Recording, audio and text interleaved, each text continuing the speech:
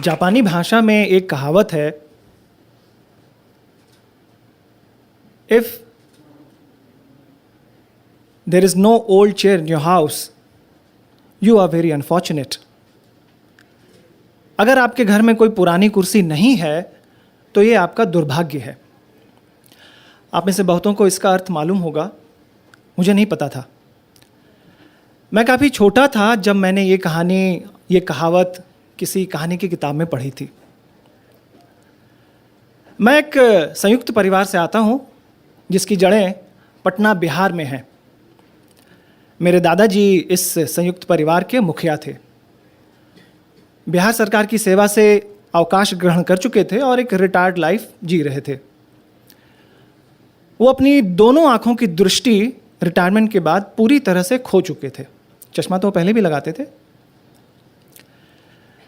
लेकिन अब ये उनका दृढ़ निश्चय कहिए या विशाल व्यक्तित्व कहिए कि उनका अपने परिवार पर और साथ ही साथ समाज के एक अच्छे तबके पर भी काफ़ी दबदबा था और वो 85-86 साल की उम्र तक हमारे साथ रहे। उन्हें बस एक ही शौक था, हर शाम एक पैग अपनी मनपसंद रम का, जो बिना नागा हर दिन एंजॉय किया करते थे। अपने दोस्तों के साथ त्योहारों पे सुबह से ही शुरू हो जाते थे, चलता चलेगा। और हमें लगता है कि यही उनकी एलिमेंट फ्री निरोग काया का रहस्य था।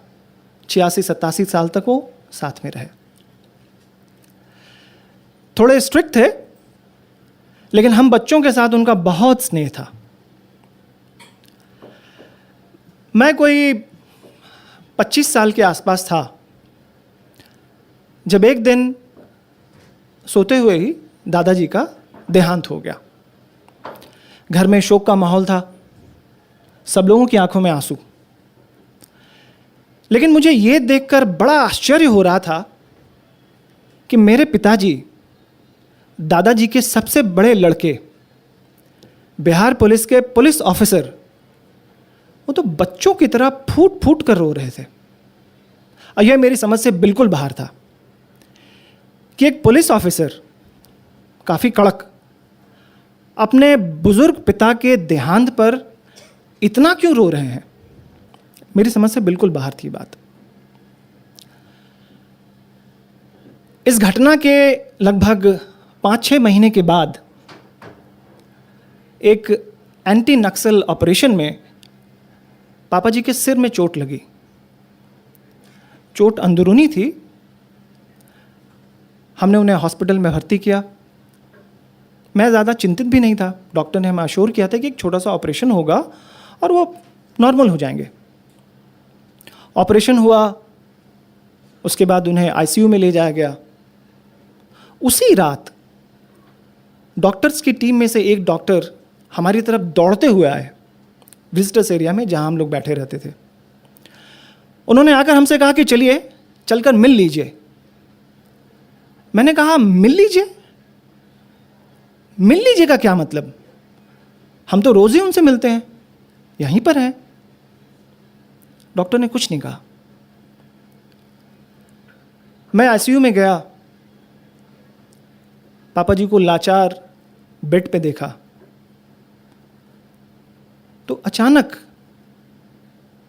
उनको खो देने का भाव और एक अनजाना सा डर मेरे मन में आने लगा। उनका लाड़ प्यार, आशीर्वाद, डांट डपट, सब चीज मेरी आंखों के सामने नाचने लगा, आप कह सकते हैं।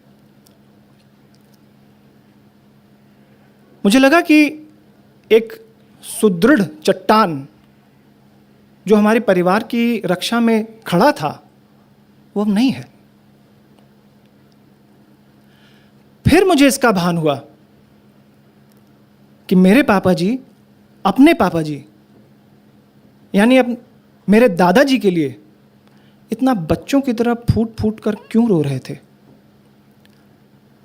मेरे दादाजी हमारे परिवार के एक शक्ति स्रोत थे। मेरे पापा जी हमारे परिवार के एक शक्ति स्रोत थे। तो कहने का तात्पर्य यही है कि अगर आपके घर में कोई पुरानी कुर्सी नहीं है तो यह आपका दुर्भाग्य है।